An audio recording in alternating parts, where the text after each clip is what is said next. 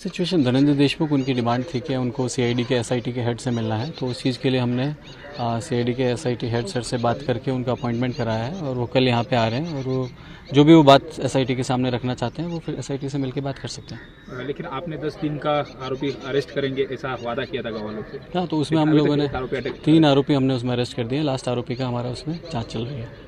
अभी क्या कहना है पूरे गाँव वाले को और देशमुख फैमिली को किस प्रकार से आपने समझाया? नहीं, उनका जो मेन डिमांड्स है, उनकी मेन डिमांड्स है कि हमारे को इन्वेस्टिगेशन का पता होना चाहिए, इन्वेस्टिगेशन के एसआईटी के हेड से उन्हें मिलना है। तो उसके लिए हम लोगों ने एसआईटी से बात करके सीआईडी से तो उनकी मीटिंग हम लोगों ने अरेंज कराई है। आता बीड इथली परिस्थिती कशा पद्धतीने हाताळली नेमकी आता काय नेमका फोर्स कशा पद्धतीने आहे कशी हाताळली गेली परिस्थिती? त्यांच्या धनंजय देशमुख त्यांची जो डिमांड होती बेसिकली तपासाचे बद्दल सीआयडीने काय केलेलं आहे, एसआयटीचे हेडसोबत त्यांची मीटिंग करण्याची त्यांची ख्वाहिश होती।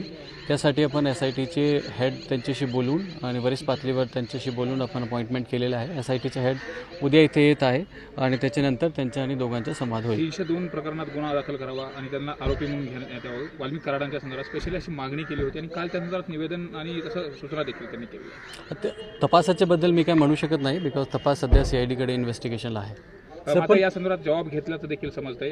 जे धनंजय देशमुख यांनी आणि त्यांची संतोष देशमुखांच्या ज्या पत्नी आहेत त्यांनी देखील जबाबामध्ये वाल्मिक कराडांचं नाव दिले अशा पद्धतीची माहिती मिळते। तसं काय एक्झॅक्टली, परत तुम्ही तपासाचा विचारता। तपासाच्या बाबतीत सध्या बीड पोलीसकडे तपास नाही, एसआयटीचे हेड स्वतः इथे येत आहे आणि त्यांच्या तपासाच्या बाबतीत जे काही प्रश्न असतील ते विचार। मात्र पोलीस देखील मदत करताय, सीआयडीच्या पथकामध्ये आपले लोक आहेत, कशा पद्धतीने सगळा तपास सुरू आहे? समाधानी आहेत का एसपी म्हणून तुम्ही या सगळ्या परत तुम्ही तपासाचा विचारत आहे। तपासाच्या बाबतीत मी काही कमेंट करू शकत नाही, बिकॉज तपास सीआयडीकडे आहे आणि एसआयटी त्यामध्ये नियोजित एकंदरीत या फॅमिलीला आणि गाववाल्यांना कशा पद्धतीने आश्वासित कराल आणि उद्या देखील त्यांनी आंदोलनाचा इशारा दिला, नेमकं त्या पार्श्वभूमीवरती काय आपण गाववाले लोकांना आणि सगळ्या लोकांना मी हेच म्हणू इच्छितो की एसआयटीचे हेड स्वतः इथे येत आहे आणि एसआयटीचे एसपी सुद्धा आता इथे येत आहे, तो त्यांच्याशी मीटिंग त्यांच्याशी होईल आणि जे काय त्यांची अडीअडचणी असेल, जे काय डाऊट्स असेल ते क्लिअर करू शकतो।